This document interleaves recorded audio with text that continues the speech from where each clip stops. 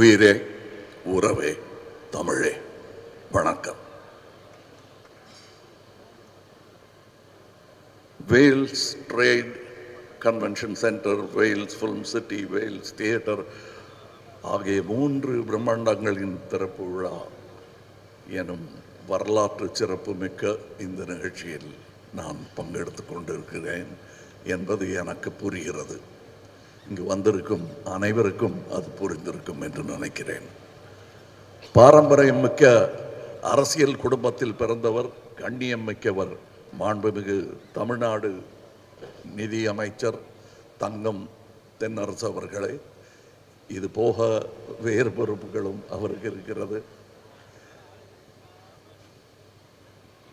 இங்கே பேசி அமர்ந்த சண்முகம் ஐயா அவர்கள் இந்த அரங்கத்தில், குளிர் அரங்கத்தில் மட்டும்தான் அப்படி இருப்பார் என்று இல்லை. அவர் ரொம்ப கூல் அண்ட் கலெக்டட் மேன். அவர் இனிஷியலுக்கும் அதுக்கும் சம்பந்தம் இல்லை, இது அவருடைய குணாதிசயம். அவருடைய நட்பும் எனக்கு வெகு நாட்களாக உண்டு. அவர் ஒரு விழா எடுக்கும் பொழுது அங்கும் நான் சென்றிருக்கிறேன். அதுவும் ஒரு முக்கியமான கட்டம். தமிழகத்திற்கும் தமிழ் கல்விக்கும் அது முக்கியமான ஒரு கட்டமாக இருந்த நேரம். பல வெற்றியாளர்களை உருவாக்குகிற ப்ரீ கேஜி முதல் பிஹெச்டி வரை சுமார் 50க்கும் மேற்பட்ட கல்வி நிறுவனங்களை, குறைந்தபட்சம் ஒரு 50,000 பேர் இருக்குங்களா,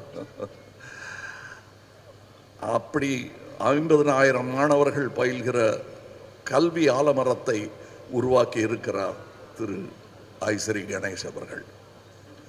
அவரை மற்றவங்களுக்கெல்லாம் நான் பாராட்டி சொல்லிட்டேன். அவரை என்னன்னு சொல்கிறது, தம்பின்னு சொல்கிறதா, அது அப்படி நண்பர்னு சொல்கிறதா, அப்படி அழைத்தா சரியாக இருக்குமா? கல்வித்துறையில் யாரை கேட்டாலும் ஐஸ்ரீயா, அவரை எனக்கு தெரியுமே அப்படிம்பாங்க. கலைத்துறையில் யாரை கேட்டாலும் ஐஸ்ரீ என் நண்பர் என்பார்கள். அரசியலில் கேட்டால் கட்சி வித்தியாசம் இல்லாமல் ஐஸ்ரீ என் நண்பர் என்பார்கள்.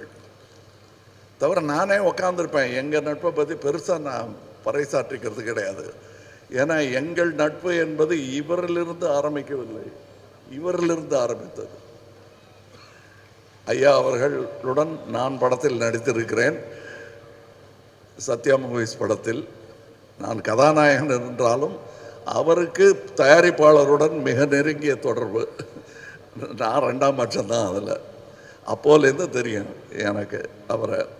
அந்த எளிமை அவருக்கு ஊட்டி வளர்த்திருக்கிறார் என்பதற்கு உதாரணம் என் நண்பர் ஐஸ்ரீ கணேஷ் அவர்கள். சரி, இந்த கமலஹாசனுக்கும் ஐஸ்ரீ கணேஷ் அவர்களுக்கும் என்ன சம்பந்தம்?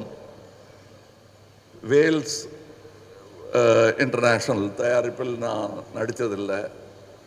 ராஜ்கமலும் அவரும் சேர்ந்து ஒரு படமும் பண்ணதில்லை. ஆனால் என்னையும் அவரையும் சேர்த்து பிணைக்கும் அந்த நட்பின் காரணம் என்ன? அந்த பிணைப்பின் பெயர் எம்ஜிஆர். எம்ஜிஆர் அவர்கள்தான் எங்களை நண்பர்களாக, சகோதரர்களாக மாற்றினார் என்றால் அது மிகையாகாது. இது நானும் இவர் மாதிரி தான். இங்கே எனக்கு என்னென்னமோ பட்டங்கள் சொல்லி இங்கே என்னை வரவேற்றார்கள். என்னுடைய உண்மையான அட்ரஸ் என்ன என்றால், நான் சினிமாவின் குழந்தை. எனக்கு சினிமா தவிர வேறு எதுவும் தெரியாது. அந்த வழியில் அது பண்ணிக்கிட்டே இருக்கும்போது கற்றுக்கிட்டது தான் எல்லாம். என் மொழியும் என் கல்வியும் இப்பொழுது நான் பெற்றிருக்கும் பட்டங்களும் எல்லாமே எனக்கு சினிமா கொடுத்தது தான். அப்படிப்பட்ட சினிமா ஏதோ தேஞ்சிக்கிட்டே இருக்கிற மாதிரி எனக்கு ஒரு பயம் ஒரு 20-25 வருஷத்துக்கு முன்னாடி வந்தது. ஏன்னா 17 ஃப்ளோர்களுடன் கூடிய ஆசியாவிலேயே மிகப்பெரிய ஸ்டூடியோ என்று இருந்தது. பார்த்து நான் எதிர் ஸ்டூடியோவிலேருந்து பொறாமப்பட்டிருக்கேன்.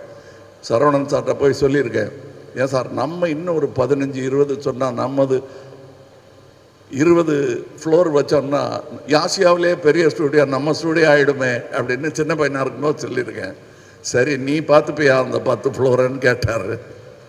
இப்போ அந்த பொறுப்பு சுஷ்மிதா அவர்களுக்கு வந்திருக்கிறது. நீங்கள் பார்த்துக்க போகிறீங்க. நான் பயந்து ஐயையோ முடியாதுன்ட்டேன். நான் அப்போ சின்ன வயசு தான்னாலும் தைரியமாக முடியாதுன்ட்டேன். ஆனால் நீங்கள் இவ்வளோ பெரிய பொறுப்பை ஏற்றுக்கிட்டு இருக்கீங்க.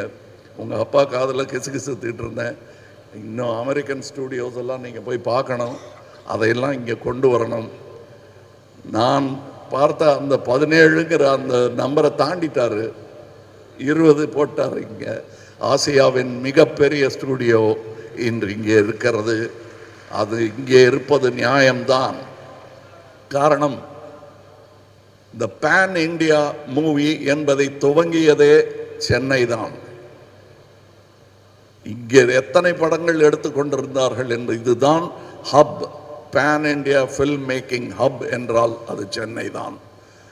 மும்பையிலும் பெரிய ஒரு இண்டஸ்ட்ரி இயங்கிக் கொண்டிருக்கிறது என்றாலும் அவர்கள் அந்த மொழியில் மட்டுமே படம் எடுப்பார்கள், அவர்கள் மொழியிலேயே படம் எடுப்பார்கள். ஆனால் இங்கே ஏவிஎம் ஆகட்டும், மற்ற ஸ்டூடியோக்களாகட்டும், நிறுவனங்களாகட்டும், இயக்குநர்களாகட்டும், பல மொழிகளில் இங்கிருந்து படம் தயாரித்து அங்கு சென்று கொடி நாட்டி வந்தவர்கள். உலகத்தின் அதிகமான சினிமாக்களை தயாரிக்கும் இந்த நாட்டில் இப்படி ஒரு இடம் இருக்க வேண்டியது அவசியம் என்பதை ஒரு அரசு முடிவு செய்யாமல் தனி மனிதர் முடிவு செய்திருப்பது பாராட்டுக்குரியது. இதை நாங்கள் அல்லவா செய்திருக்க வேண்டும் என்று இங்கே இருக்கும் சினிமாக்காரர்கள் எல்லோர் மனதிலும் தோன்றியிருக்கும். அதற்கு நான் விதிவிலக்கு அல்ல. எத்தனை படம் பண்ணியிருக்கோம், எவ்வளோ சினிமாவை பற்றி பேசுகிறோம். இந்த மாதிரி ஒரு இடத்த கட்டணும்னு நான் பேசி தான் இருக்கேன், செய்யவே இல்லையே. செஞ்சிட்டாரு, சரி நான் செஞ்சேன், அவர் செஞ்சான்னு இங்கே வந்து வேலை செஞ்சுட்டு போகிறேன். இல்லை இன்னும் 2 கொத்தி விளக்கு ஏற்றி வைக்க சொன்னால் வந்து ஏற்றி வச்சுட்டு போகிறேன். ஏன்னால் சினிமாவுக்காக ஏற்றி வைக்கும் விளக்கு அது. அதனால்தான் நான் இந்த ஃபங்க்ஷனுக்கு வந்தேன். ஐயா அமைச்சர் அவர்கள், என் மத்திய அமைச்சர் கூட நாட்டின் கடமைக்காக இங்கே வரவில்லை. அதிலும் பெருமை தமிழகத்தில் இருக்கிறது. 6 நிதி அமைச்சர்களை இந்தியாவிற்கு தந்த பெருமை தமிழகத்திற்கு உண்டு. ஆக நம்ம தமிழ்நாட்டை சும்மா ஈஸியாக இடம் போட்டுற முடியாது. அதற்கு இப்படி ஒரு இடம் வேண்டும். நான் பெருமையாக மார்தட்டி சொல்லிக்கொள்ள ஒரு அட்ரஸ் வேண்டும். அந்த அட்ரஸ் இதுவாக இருப்பதில் எனக்கு பெருமை. காரணம், முதலாளியே எனக்கு பர்சனலாக தெரியும். அதான் அது நான் செய்ய வேண்டியதை நீங்கள் செய்ததாக நினைக்கிறேன். ஒரு சகோதரன் செய்ய மறந்ததை, இயலாமல் போனதை இன்னொரு சகோதரன் செய்திருக்கிறார் என்றே நான் பெருமையாக அதை நினைத்து கொள்கிறேன். இங்கே இன்னும் நிறைய வர வேண்டும். அதை நடத்துகிறவங்க கிட்ட தான் அதை பேசணும். ஆமாம், நிறைய இங்கே நாம் சினிமாவை கற்றோம். எங்கு கற்றோம் என்று சொல்ல எனக்கு தெரியல. நான் ஏவிஎம்மில் கற்றுக்கிட்டேன். அடுத்து இங்கே இருக்கார், நான் எங்கே கற்றுட்டேன்னு சொல்கிறதுக்கு நடராஜன் சார் இருக்கார். அவ்வளோதான் எனக்கு இன்ஸ்டிடியூஷன். இவங்க 2 பேரும் கிடைக்காம இருந்திருந்தால் நான் என்ன பண்ணியிருப்பேன்னு யோசிச்சு பார்த்தா கொஞ்சம் கால் நடுக்கமாக தான் இருக்குது. ஆனால் அந்த நடுக்கங்கள் வரும் தலைமுறைக்கு இல்லாமல் இருக்க நீங்கள் இங்கே சினிமா பயிலும் ஒரு அரங்கத்தையும் ஏற்படுத்த வேண்டும். காரணம், நாம் அதற்கான ஏற்பாடுகளை செய்ய மறந்து விட்டதாகவே நினைக்கிறேன். நான் சொல்கிறது கவர்மெண்ட்டை சொல்லலை, இண்டஸ்ட்ரி அதை செய்ய வேண்டும்.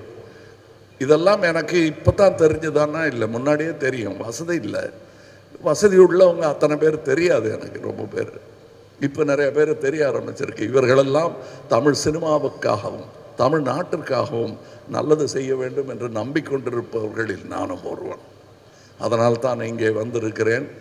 நானும் குளிர்கால செஷனில் விட்டுட்டு தான் இங்கே வந்திருக்கேன். நான் மறுபடி போகணும். இந்த ஸ்டூடியோவுக்கு மறுபடி வருவேன் வேலை நிமித்தமாக என்று நம்புகிறேன். இன்னும் சிறப்பாக இந்த மரங்கள் கன்றுகளாக இருக்கும். இந்த மரங்களெல்லாம் உயர்ந்த மரங்களாக வளர்ந்து பார்க்க வேண்டும் என்பது என் ஆசை. வணக்கம், வாழ்த்துக்கள்.